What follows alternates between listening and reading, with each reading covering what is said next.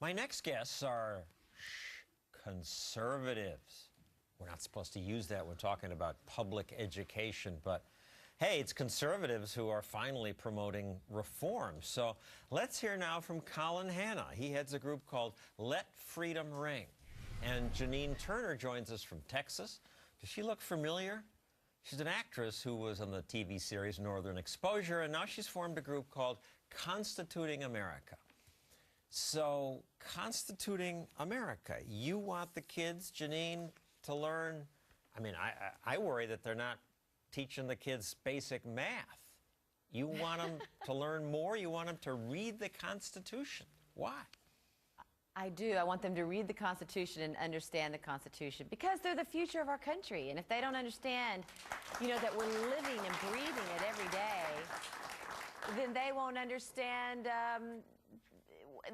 the rights. And then if they don't know the rights, they won't know when they're slowly being usurped from them. So it's pivotal. And we live it every single day. And I don't even think they know. So yeah, but very, the very Constitution, important. I mean, I have my little pocket edition from the Cato Institute here. It's this archaic language. I don't read it that often. It's confusing. Well, you know, that's why with our foundation, we decided to reach out to the kids in their culture and their medium.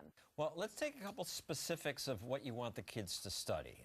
If you're going to teach the Constitution, it makes sense to start with the preamble. And Janine, you made that movie that begins with some kids reciting that.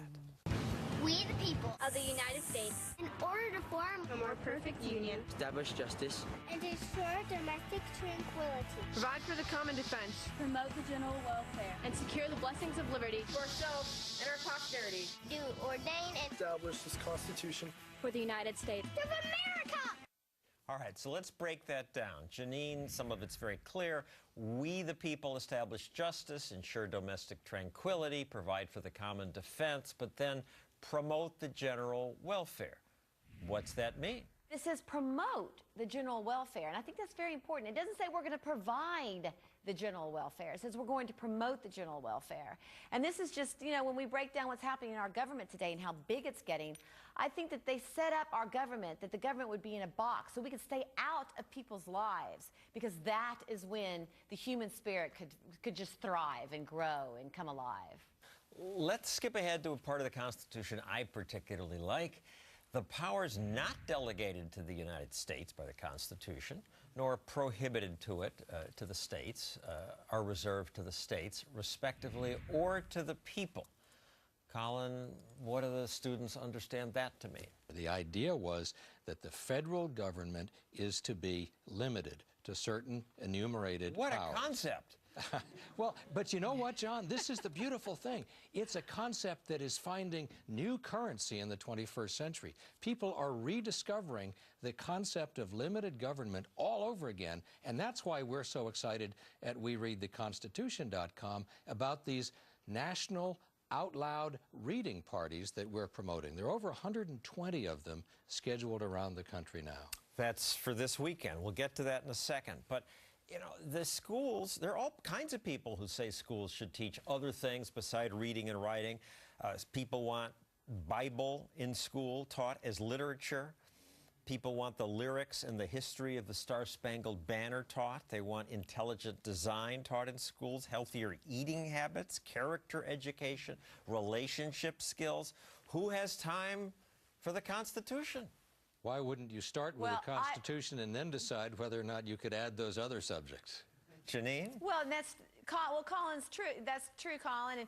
And the thing is, if we don't have the foundation of our country and the basis and thesis of our country, we don't have these other rights. I mean, the Constitution is what gives us those rights to be able to discuss those other things. And if our children and our students don't understand it, it's just so fundamental. It's just the basis. It's the basics. And because, you know, ironically, there's this horrible statistic that says that people under the age of 40, the majority of them think socialism's okay. Well, if they think socialism's okay, that's because they don't know what's in the Constitution, and they don't understand what's in the Federalist Papers. And anyone out there that's left-wing or liberal or thinks that the Constitution's irrelevant, I dare them to go this Friday or this Saturday and actually read the Constitution and then check in on our website and really study the Federalist Papers. There's absolutely no way that they can walk away from those two things and think that the Constitution's not relevant today. And as you point out, it's not just the kids, it's adults too. And explain what you're doing this weekend. Oh, Well, me? what we're okay, doing enough at Colin, we- all right? Well, go ahead. Well, Go yeah, ahead. two I things was going. looking at you, but Let's your hear- turn. Okay. We Read the Constitution.com is trying to promote out loud public readings of the Constitution. They can be in a public setting like a town square or even in a backyard barbecue. And the website is where people can register that they're having one of these so others can find their way there. About 120 of them scheduled at this point. And the idea is simply to All over the country. All over the country. And the idea is simply get together as a group and read the Constitution. Break it up into sections, have different people read different sections, and read it out loud. You can do the whole thing in less than an hour. And it is a profoundly moving experience for people at all ages to go through the document from start to finish. And then we provide a certificate that if you have read it in a single session from start to finish, you can get a certificate which identifies you as a constitutional patriot. Well, And thank I might you. add on Friday. Thank you, Colin Hanna and Janine Turner. When we return, a woman who's taken flack for trying to reform what's been the worst public school system in America. She's been called the Terminator, the Hammer, the Dragon Lady.